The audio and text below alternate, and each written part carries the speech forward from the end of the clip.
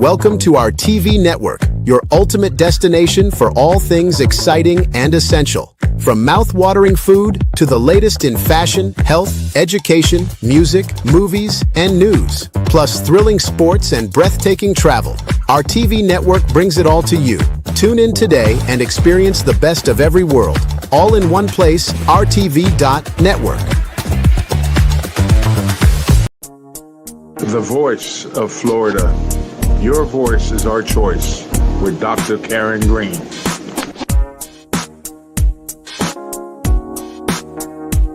Wow, c'est choix nous.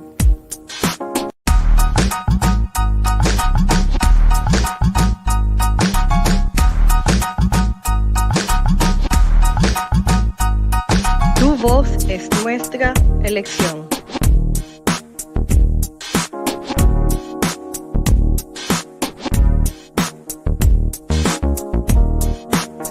Ta voix, c'est notre choix.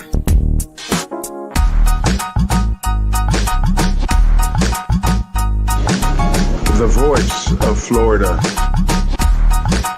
La voz de la Florida. Your voice is our choice with Dr. Karen Green.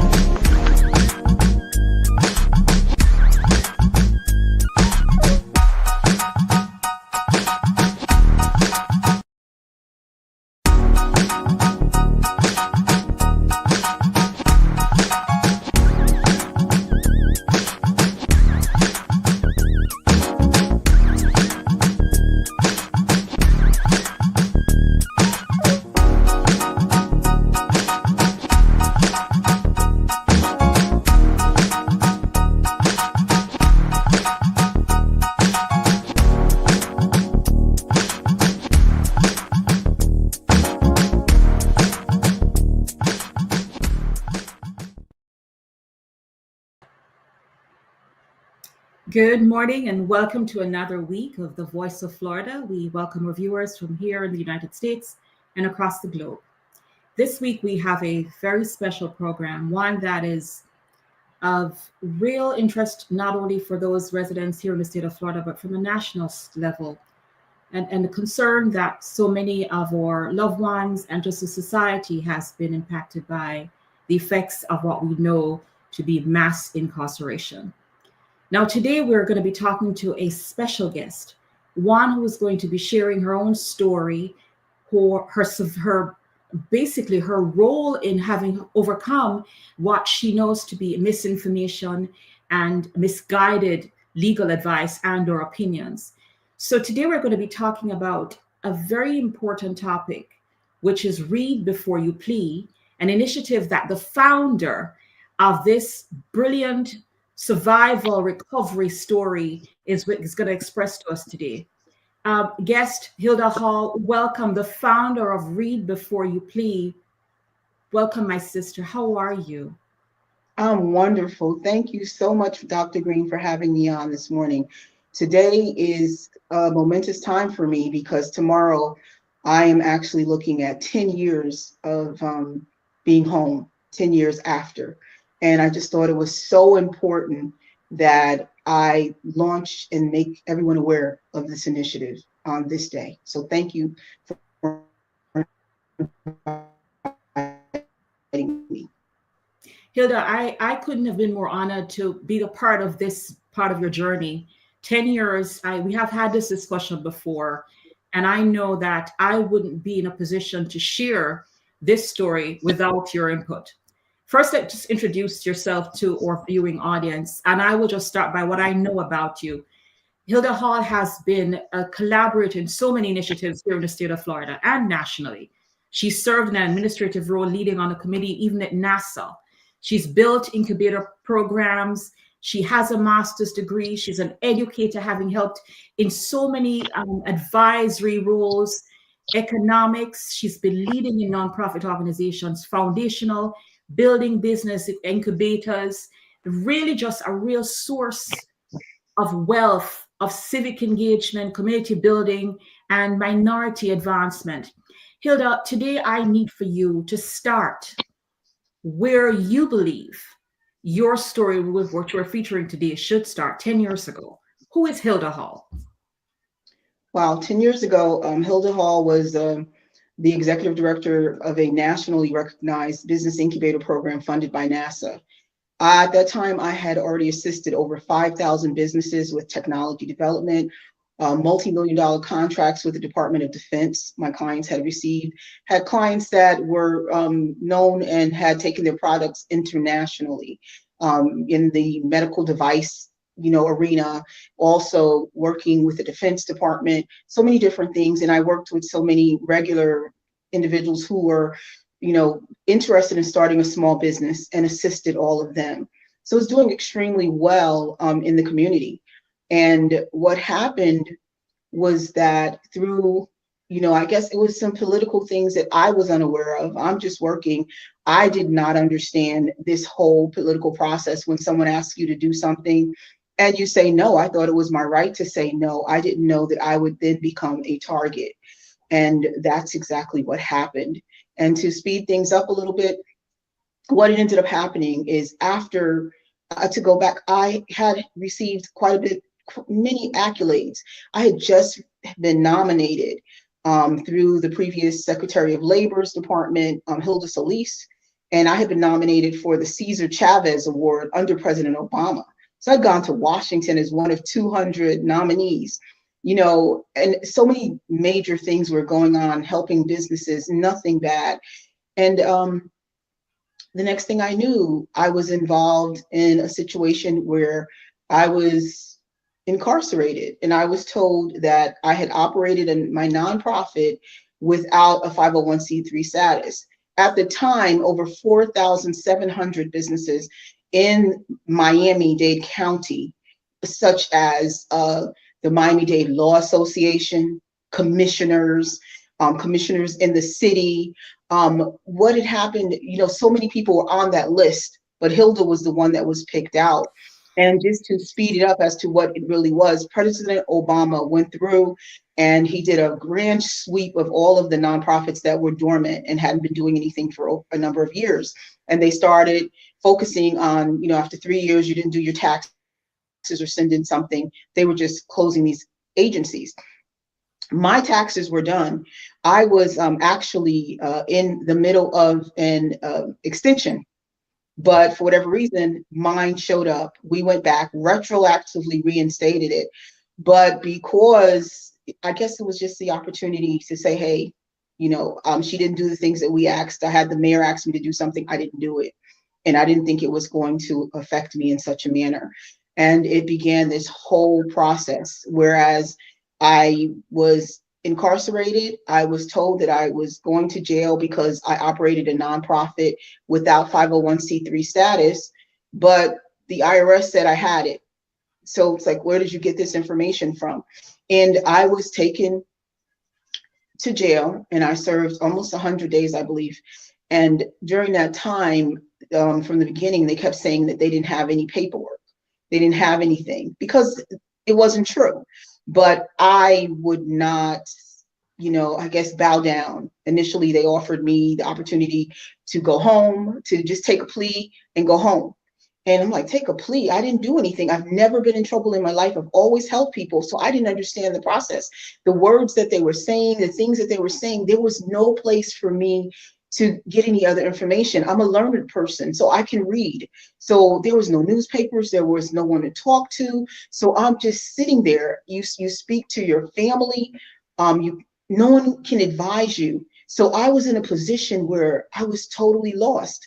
And the only help that was there were the other ladies that were inside with me.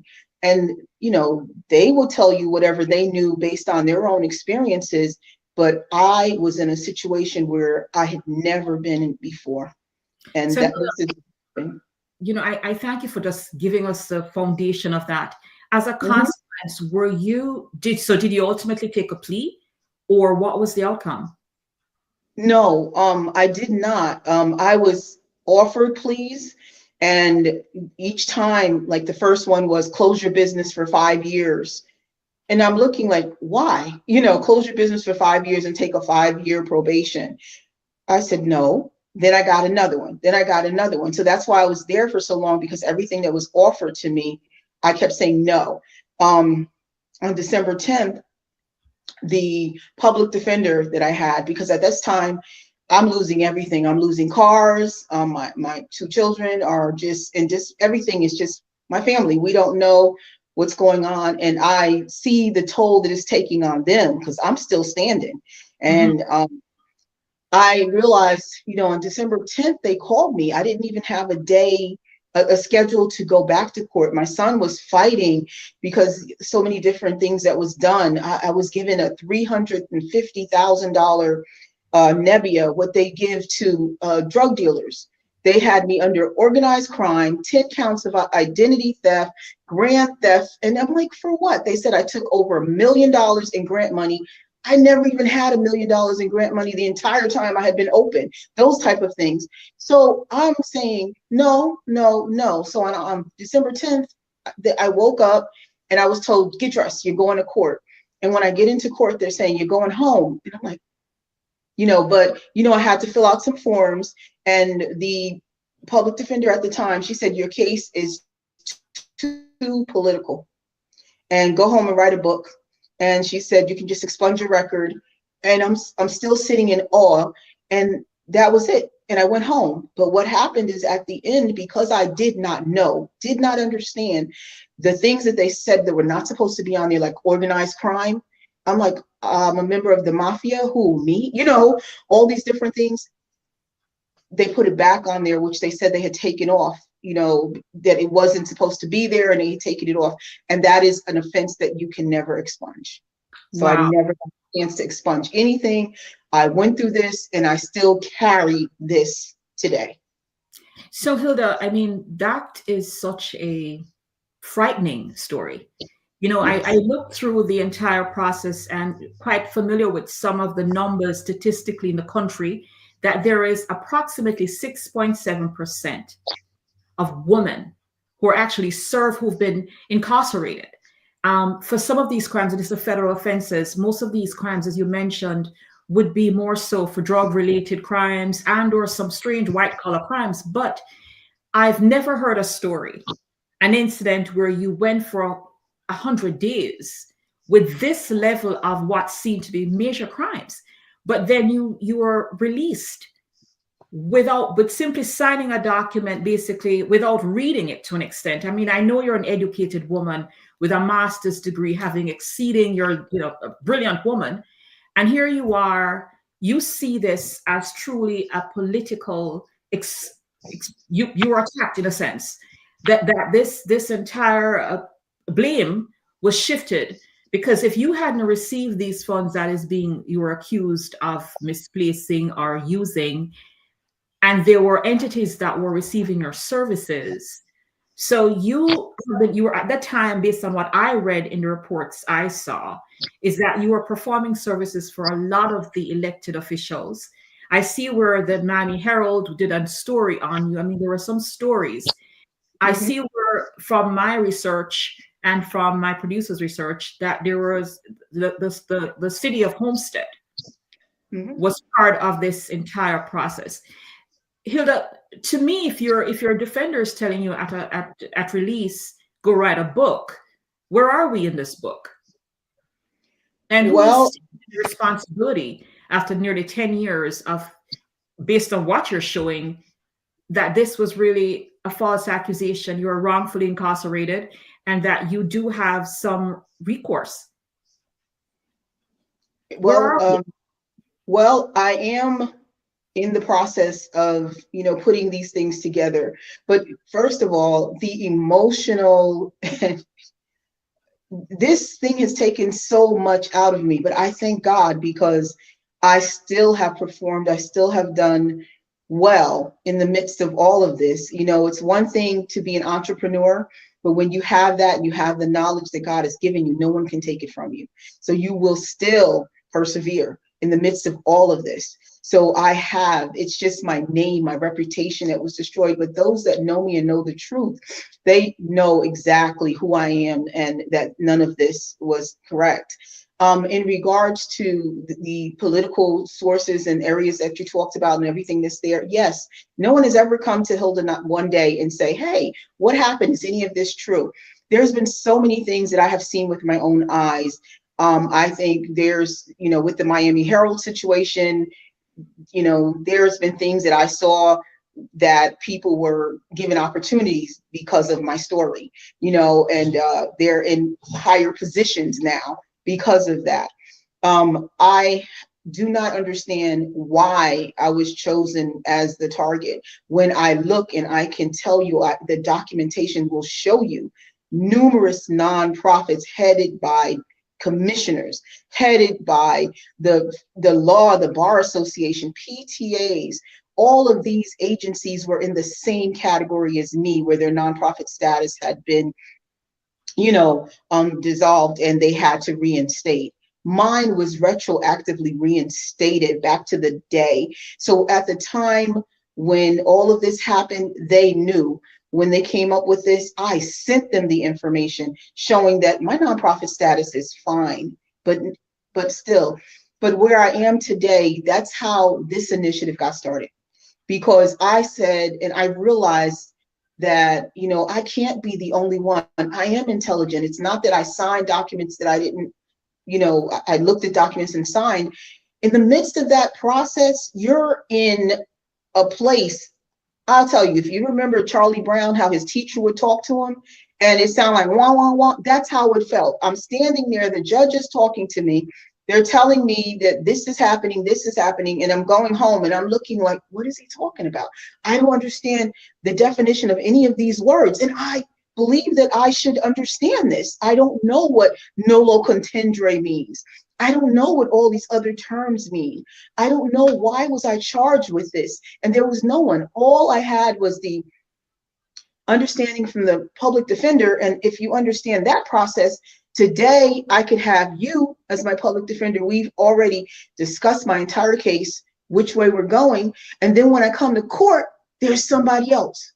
Oh, this person is no longer on your case. So this is what you suggest. Let me interject for a moment, because today I had planned to actually have an attorney who would be able to go over this discussion, but it was important to me today to allow you to tell us your story in this time we have, right? And then we will discuss this going further. What has happened? What is the real legal recourse to pleading before, reading before you plead? I also know within the last 10 years since you've been home, based on my own research and my familiarization with the work you've done, is that you also founded Sisters United, which is an organization that supports women like yourself and brothers who have come home and have reacclimated to what the world now sees as, people have come back to just really start over, building their reputation, securing their families, and really reinventing, reinvesting, and restoring what has been taken from you. So Hilda, I also know that in this time, you have used this process, Sisters United, to help with incubatory programs, reentry programs. People are unaware that when folks get home, they're really sheltered. They're restricted from even renting homes, getting loans, getting mortgages. The restrictions are so profound. Sister, tell us what you've done in this process since you've been home in 10 years. Yes, with my organization, Sisters United, as you said, and thank you for recognizing us. We've been able to work with women who are formerly incarcerated and help them start their own business, because I believe entrepreneurship is the key to being restored. I have a project that's called Project Restore. And with that, I help women to create their own entrepreneurial opportunity. And with that, I hope to create a community of formerly incarcerated individuals, ex-offender owned businesses, where that when someone comes home, they can actually go there and not worry about being denied opportunities because of their background. They will only worry about if they qualify for the job. The same thing going for homes. I'm hoping that we will be able to create out of this community where there'll be ex-offender or formerly incarcerated individuals as homeowners, and we'll have our own communities where people can go and not have to worry about being denied access. It's very hard when you have a blemish like that, whether you did it or not, that's, you're walking with this. And it's one of the few things that happens that, so many different things. You go bankrupt and after 10 years, you're fine. You can have good credit and everything. But this is on you for the rest of your life. It's like, you've done your time. Why do you have to continue to carry these things on you for the rest of your life. So but when you're an entrepreneur, people tend to give you, it's a different way to be able to move back, because you don't walk in the store and say, hey, sir, did you go to jail? No, you go in and say, I don't like your prices, I don't like your store, I don't like doing business with you, but you're not judged in that way. So this is what Sisters United has done. Sisters United has worked in the forefront of the disaster arena. During Hurricane Irma, we were able to fix homes for people. We helped repair homes for seniors, for individuals that didn't have any funding or insurance. So we've done some great things. We've created a number of entrepreneurs, because you think that because someone did something and it was in the gray area or not legal, that entrepreneurship just needed to be rerouted to something legal. And they still have that same drive, desire. They're like the best entrepreneurs. So we do that. And this is how Sisters United got started. This is how the opportunity with Read Before You Plead came, because I know there's a need for people to be educated. Sister Hilda, here in the state of Florida, we have struggled with the governors. This is one of the only governors that has not really done much for restoration of rights for a lot of our offenders or ex-offenders. And of course, this also challenges people from voting, those who have, in most cases, become federal offenders, right? Let me ask you this. Where are we now with the idea of creating a colony or development outside of Sisters United? Are there any other organizations that are supporting bodies, people like you, for the men, or is this a collaborative group? Are you working with ex-offenders for men as well? And how is this proceeding? Well, I've just, there are other organizations that we're aware of, that especially on the voting side, Desmond Meade and his organization has made great strides, great strides.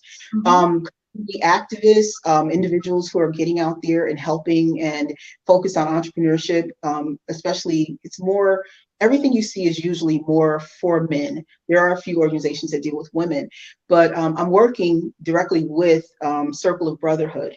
Circle of Brotherhood has a number of men who have been formerly incarcerated, and they have aligned themselves with me to help, and I'm looking for other organizations that are doing the same. I had spoken some time ago with an organization that the founder, he had just been released after a number of years and he was not guilty. So he created a group of exonerees, of individuals who did not, had done time for things that they didn't do. So I'm trying to pull together organizations like this. The initiative for Read Before You Plead, it is not to have anyone not don't take a plea. I'm not saying don't take a plea, because some situations that is your only option. What I'm asking is that you be informed. I want people to understand what they're accepting. I want it to be as simple as, if you are arrested, that you get a pamphlet that explains the consequences of accepting a plea. What does this mean? Break it down in, writing where anyone at whatever level can read it and understand. I want that to be a requirement, that everyone receives that in their hand when they get arrested. I also want it to be as simple as, during the jail process, everyone uses the telephone in the jail. Put up a poster board with the same information. People are sitting there all day not doing anything. Why can't they read that and understand, so that when they do get an opportunity, whether they have a paid attorney or they're using a public defender, they have the same opportunity to understand, if I accept this, wait a minute, I might not be able to get financial aid anymore. I might not be able to move into public housing. I might not be able to apply for certain jobs. No one tells you this, the consequences of taking a plea. So that's what this initiative is about. It's about education. And my tagline is, Read Before You Plead, education is the key. So before we get into our first break for this program, I have also looked into those numbers, and it is strange to realize that almost 25% of people who are incarcerated have taken wrongful pleas. The study is there. And we're going to continue this discussion after the break, because I want to hear where you are, where we go from here, and just how empowering your story is, because there's more to it. Thank you again for this first section. We're going into our break. We just want to thank you, Hilda, And viewers, stay tuned. We're going to be moving into this second segment of this program. Read before you play. With the Bloomberg Small Business Report, I'm Tracy Jonke. How many of the supplies required to run your business are made in China? More than some small business owners believed before they began to examine potential impacts of tariffs proposed by President-elect Trump. Laurel Orley is a co-founder of Nashville-based snack maker Daily Crunch. She tells the AP her company does not import very much, but that was going to change next year. Daily Crunch had planned to move production of its snack bags to China for a cost savings of 5 cents a bag. Now Orley says she does not know if the change will save the company any money. And even the threat of tariffs is raising the cost of doing business. Orley says so many companies are trying to get ahead of tariffs by rushing to import goods now, warehouse availability is becoming limited and warehouse prices are going up. And that's the Bloomberg Small Business Report. The Central Bank of Trinidad and Tobago has granted provisional registration to WhamNow Technologies Limited to issue electronic money, also known as e-money, for a 6-month period starting December 1, 2024. This authorization enables WhamNow to onboard customers in a controlled and supervised environment. E-money, a digital store of monetary value accessible by devices such as mobile phones, allows users to make payments to third parties and can be stored in a digital wallet for transactions with or without traditional bank accounts. WhamNow, incorporated on February 26, 2021, aims to provide digital wallet services to individuals and micro-enterprises, facilitating e-money storage transfers and payments locally. This is the latest development in the central bank's evolving e-money framework. On September 2, 2024, Massey's Remittance Services, Ltd., also received a provisional license for 6 months. Earlier this year, MyCash Limited, a subsidiary of Digicel, voluntarily surrendered its provisional registration as an e-money issuer in the country. These events highlighted the ongoing efforts to expand and regulate digital payment services in Trinidad and Tobago. For more details on e-money regulations, including the e-money issuer order 2020, visit the central bank's website. This is the Bloomberg Real Estate Report. I'm Denise Pellegrini. Watch for home prices to keep rising next year. Zillow says U.S. home prices will probably go up just a little over 2.5% in 2025, and the number of homes sold will increase slightly. That's even as mortgage rates will bounce up and down, as Zillow puts it, offering opportunities to refinance each time rates go down. Also watch for more buyers to look at smaller, more modest homes. Interestingly, Zillow says the word cozy is already appearing in more listings as sellers virtue signal that their home is smaller and more affordable. And if you're looking for a bargain, you might consider the Southwest. Zillow says the most buyers' markets, where terms are generally more favorable for buyers than sellers, are in the Southwest right now. And you could be about to see more inventory go on markets there. Zillow also says, though, if mortgage rates go down, that could ignite more competition among buyers and give sellers the upper hand after all. And that's the Bloomberg Real Estate Report.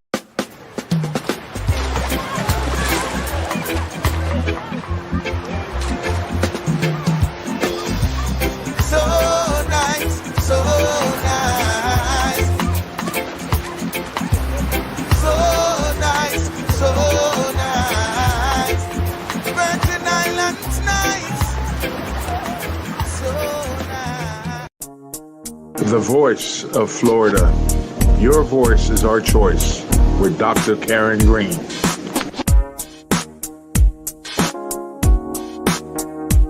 Wow, c'est choix nous.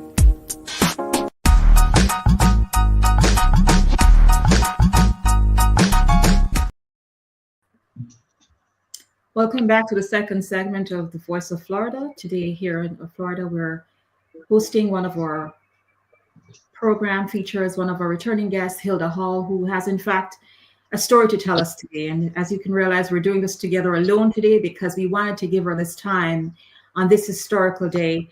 Tomorrow will be 10 years since she was actually given the freedom after spending 100 days in jail, unknown to her why.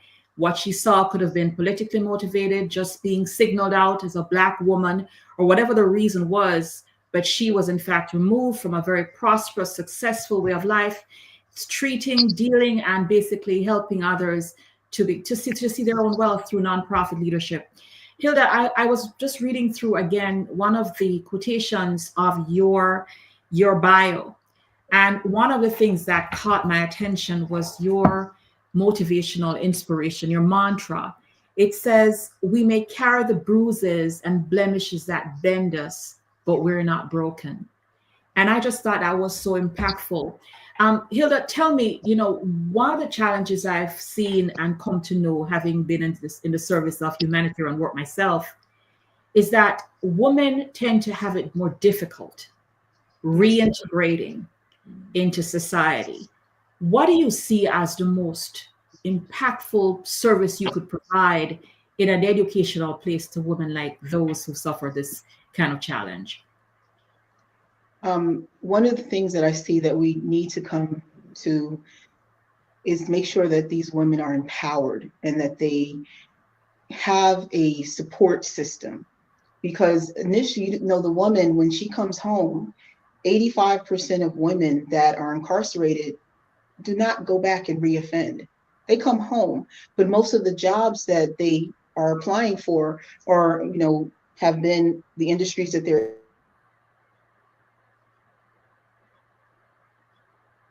We have a little technical glitch there. Go ahead. Can you hear us, Hilda?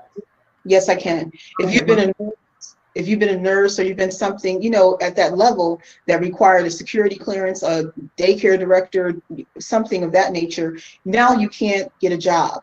So it's to basically to make sure that we encourage, that we support, and people need to get whatever they need as far as mental health, because being incarcerated, like they talk about the people that come home from the war, this is PTSD also. And it's a whole system, men, women. When you come home, you need to reacclimate yourself to normalcy. You had to change who you are to be in there. Imagine being woken up every 4 hours so they can count you. Like, where did I go? All of these different things. So there's that so much trauma that you carry. And I say, number one, it can get the help, and then to align them with opportunities that they can actually reach, not to give them these, pie in the sky dreams. By working with them to start their own business, we're able to help them find something that fits them, something that they desire to do, and another way to restore themselves. So the emotional, and then of course the mental, and then of course the financial pieces are all the things that we work on with Sisters United. I think one of the other traumatic effects of women being incarcerated is the fact that in most cases, well, statistically, we're talking about Florida and the United States, is that a lot of times these women are single parents. And the effects of this is the children, the effect that has happened, has caused the trauma on the children. Hilda, you're the mother of 2 boys. And to have being the mother of boys in a society where a mother is taken away for whatever reason, being her reason for being incarcerated, and to have the success story that you have expressed to me of your boys. One is in law enforcement. I mean, it tells me that there is hope for mothers who, for whatever reason, was taken away, and the trauma is still there. There is so much that is taken not only from the mother, but from the family. Tell me, Hilda, what do you think it was that kept your family grounded, given the trauma that they too experienced? Well, one of the best things I believe is the fact that, my children understood work and responsibilities early. We have a joke where they said when it was time to go to high school, they shouldn't have had to be required to do community service because I had them working with me since they were little. So they were exposed to the nonprofits, to so many different entities, and they were aware. My oldest son, he's such a great thinker, and he was looking at becoming an attorney. And this whole process, as he went through it and had to endure all of this and deal with them, he basically put that on the back burner. He said he didn't want to be a part of that anymore, but he's a great business person. And the 2 of them, I am so thankful that early on, I had empowered them to take care of themselves. because I said I didn't want to raise young men who would be a burden to someone else, or who did not have the wherewithal, or they had to be, had to have someone else in their life in order to operate. So my children were well grounded in the ways to take care of themselves, how to do all the basic things that they needed, financial, to make sure that they knew how to pay bills and different things of that nature. So for me being away, I think it went against what the system expected, because when they started offering me these pleas, it's like, oh, you need to go home. I'm like, for what? I'm fine. I didn't do anything. So my family is fine. It's been hard on my family. We lost a lot because no one has ever been in trouble like this. So this was a total, 360. But I had been a member of the Miami-Dade Reentry Task Force. So I was advocating for men for years. I didn't want to deal with women. I thought women had too many issues and they kept up too much confusion. But God changed for me, because once I came inside, I started seeing that there's not many people advocating for women. Maybe that's why I'm supposed to be here. So I was able to see it from the inside out. But I'd always been advocating for men and doing, sitting on these different task forces. But thank God, my children, even though it was hard for them, they continued to press forward, and they were able to do so many things. And my oldest son was my champion. He went everywhere. He talked to public defenders. He talked to bail bondsmen. He did everything, because we could not understand how something like this could exist. How could I be a bail of $350,000 when that was not even supposed to align with the crime that they were charging me with? How could all of these things be done in this framework? But yes, thank God. So 10 years ago, your kids would have been young boys, teenagers, and otherwise, and they stood up to fighting what they saw as injustice to their mother. I want to say to our viewing audience that I've had the pleasure of knowing Hilda Hall in her professional capacity, and I respect her for just seeing how much she's achieved, even within this 10 years of coming home. Someone who has created, not only made jobs for others, but gone into education, bought a building as an incubator for small businesses. And that's something that you don't speak about, because I know there's a certain level of modesty that you have.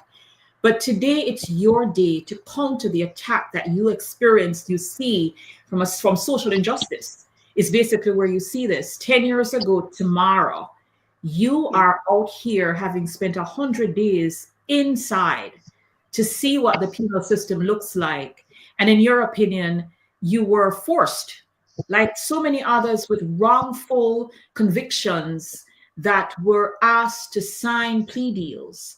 And so, Hilda, I want them to see the campaign you're wearing. I see you wearing a T-shirt. Read before you plead is one of your campaign slogans. Let's have them see it. Listen, Hilda, today we're launching that Read Before You Plead maneuver, this initiative here on this program. And I also want to encourage folks to take a moment to get to know you. Hilda, you folks don't realize is that you've been doing this not just from a civic engagement role, but from an entrepreneurial space. Yes. Beyond the continent, I know you've reached Africa in trying to engage and to create manufacturing opportunities for women as well. Take a minute and tell us just where you see yourself in 10 years, Hilda. Wow.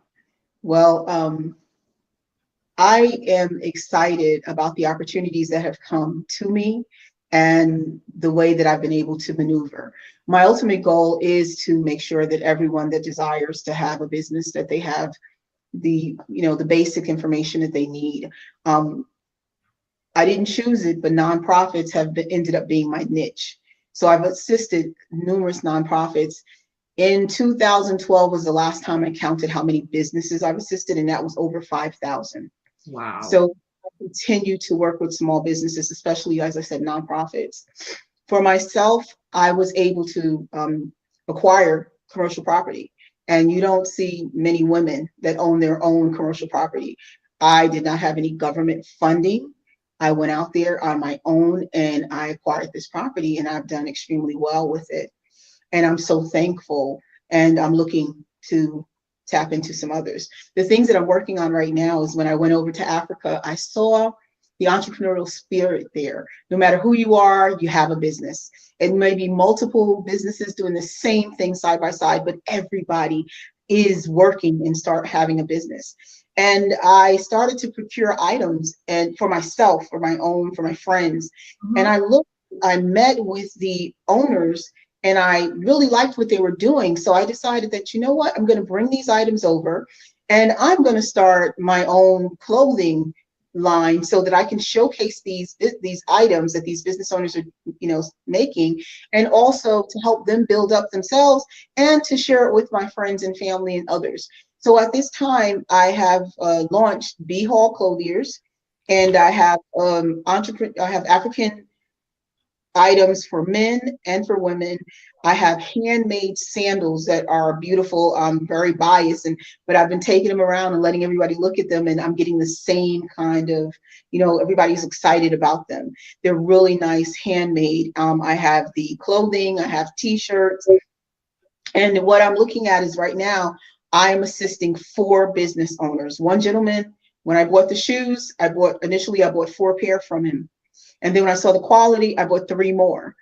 And he told me he was so excited because he said he might sell 1 or 2, he was just excited. Then I looked at him and I ended up leaving with 39 pair. Wow. And brand. He said I changed his life. Wow. So if we can do that and help change someone's life, then I'm asking people to please, buy my sandals. They're beautiful sandals. You're not getting something that's not quality, but just think about when you buy my sandals that you're changing someone's life. And that's the same ladies that are creating dresses and different things. There's so many ways for us to help and do that. The other thing that I'm doing is I started another program. My dad was very instrumental in creating this one, and it's called It's Your Little Red Wagon. And it's up to you to decide if you should push it or pull it. Wow. That was what would happen is my father would always talk to me.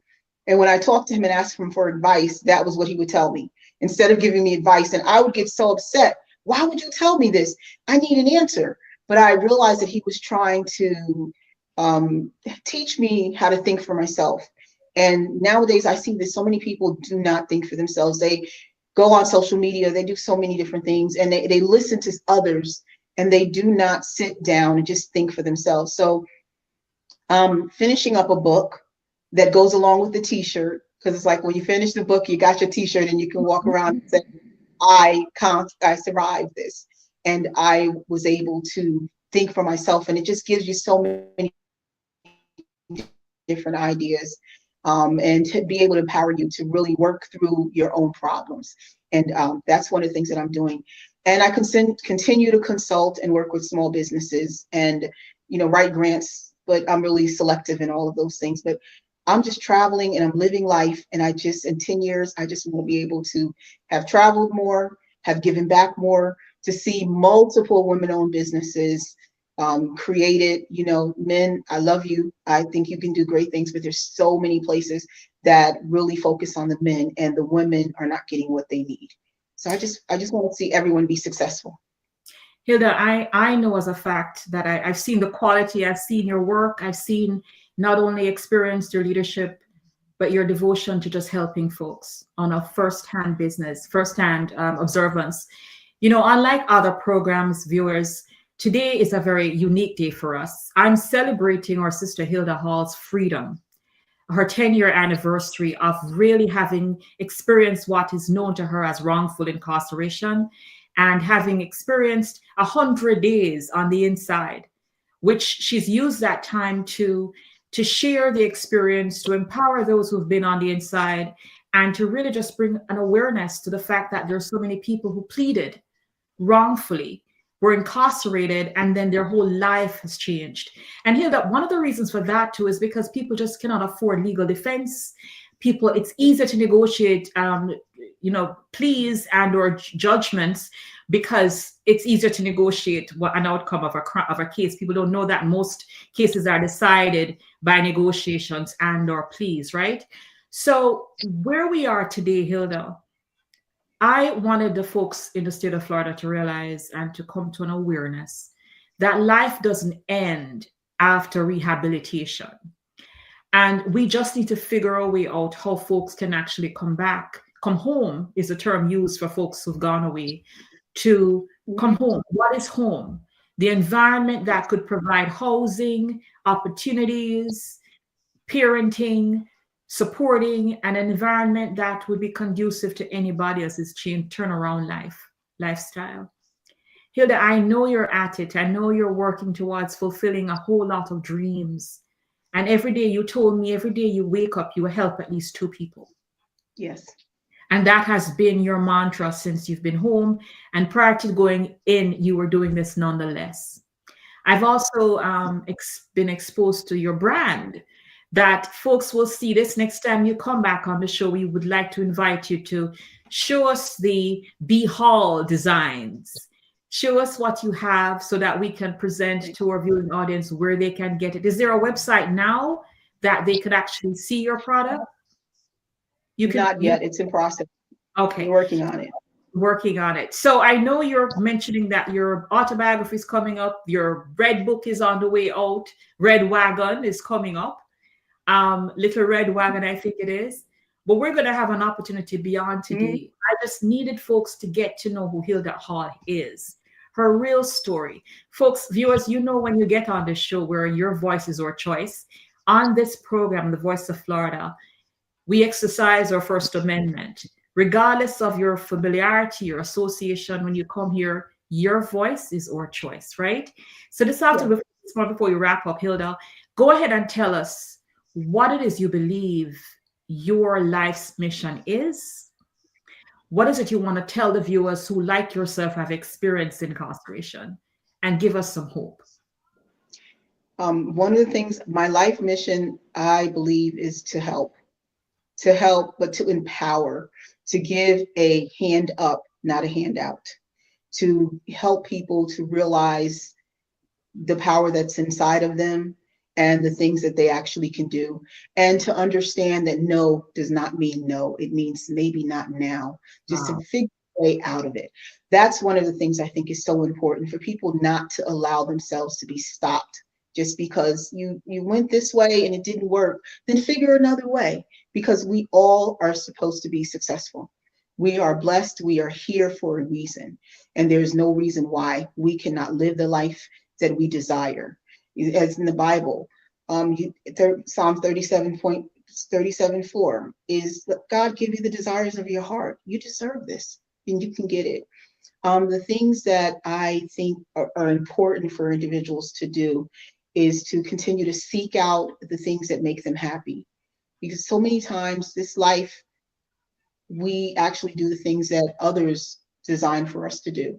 So we want to seek out what will make us happy and to continue to move forward. What I will be doing and what I continue to do are the things that I enjoy. I realize that at this point in my life that I have to continue to make me happy and not worry about what the world says.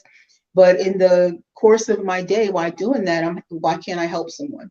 Why can't I help empower them as I'm continuing to live this happy and joyful life? And just to remember in closing that there is a life after this, no matter what has happened, no matter what has been done to you, whether it has been, you have been incarcerated, you've been in a terrible relationship, health issues.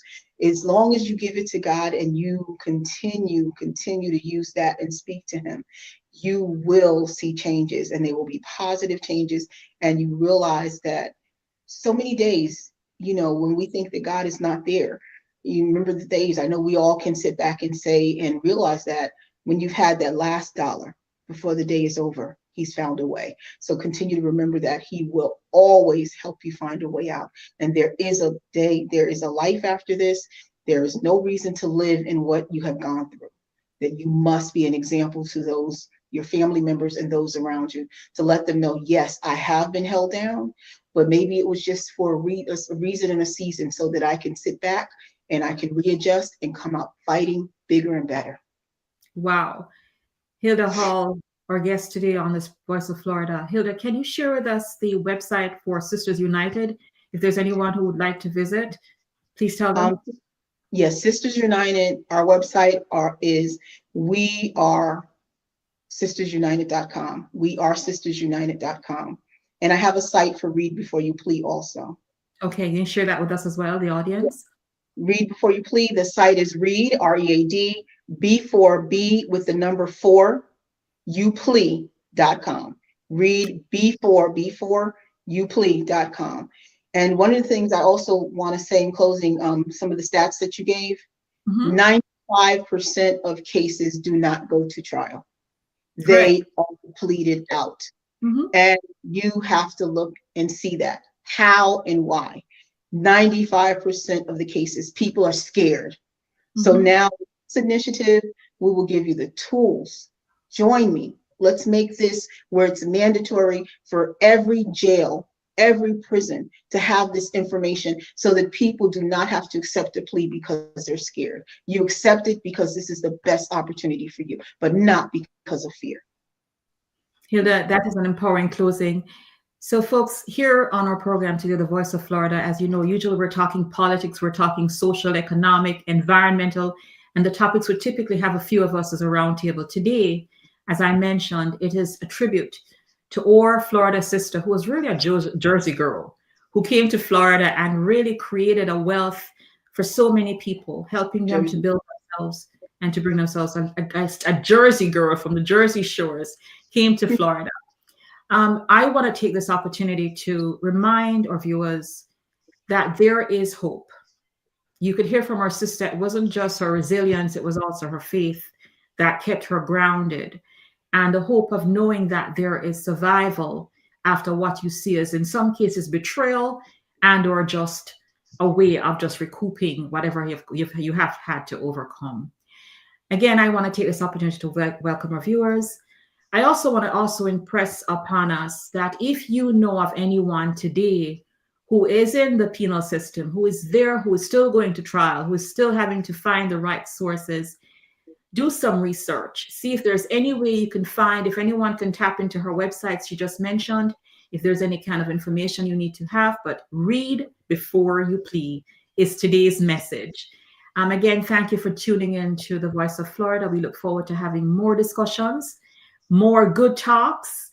And The Voice of Florida here is where you're always welcome to not only speak your mind, but exercise your rights and just enjoy what it is we share on this program. Thank you again for joining us this week on The Voice of Florida, where you're. Welcome to our TV network, your ultimate destination for all things exciting and essential. From mouth-watering food to the latest in fashion, health, education, music, movies, and news, plus thrilling sports and breathtaking travel. Our TV network brings it all to you. Tune in today and experience the best of every world, all in one place, RTV.network.